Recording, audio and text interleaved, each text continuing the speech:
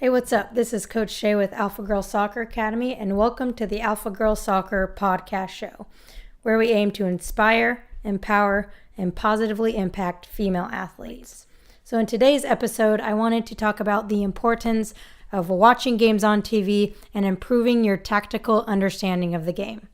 So in soccer, there are 4 pillars. They are technical, tactical, physical, and psychosocial. So you probably work on your technical part of the game, or at least think about working on the technical part of your game and physical part of your game more than anything else. And it's always on your mind to train the physical part of your game. But what about the mental part of the game? The brain needs to be trained as well.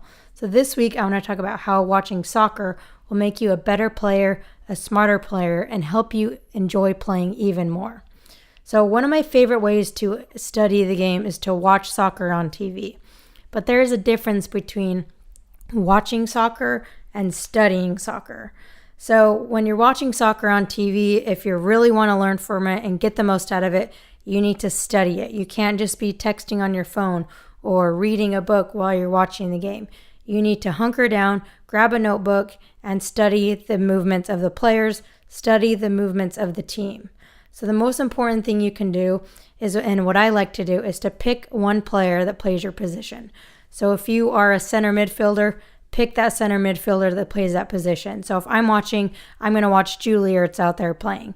Okay, so from there, I would get out my notebook and I'm going to watch and study how she moves. I'm going to watch when she doesn't have the ball. How is she supporting her teammates? How is she going in for tackles? How is she winning the ball out of the air?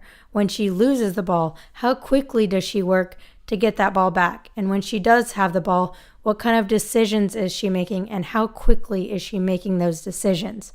So once you have studied a particular player, it's then time to study the team, and you can do these at the same time. So when you're studying the team as a whole, notice offensively and defensively. Offensively, how are they shifting together to move the ball up the field? And when they lose the ball, how are they transitioning back into defense? And when they're on defense, how are they shifting as a unit on defense to keep the ball in front of them? There are a lot of things that you can look at when studying games that are going to help you be a more effective player and help you to understand the game on a deeper level. And the reason why this is so important and why I want to talk about this is because there are so many times when I go watch games and girls are just kind of wandering around, have no idea what to do, or they're working way harder than they need to. So when you have a better understanding of the game, instead of working so hard, you'll be able to work smart and hard, which is going to help you conserve your energy and be more effective on the field. So there are actually 2 games next week. Women's preparing for the World Cup. They're going to be on January 19th and January 22nd.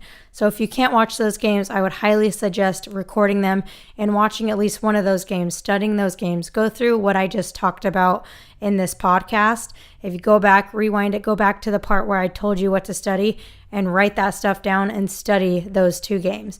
So luckily this year, there's going to be a lot of women's soccer on TV. So it'll be a really great year for you to take advantage of that, to learn from those games.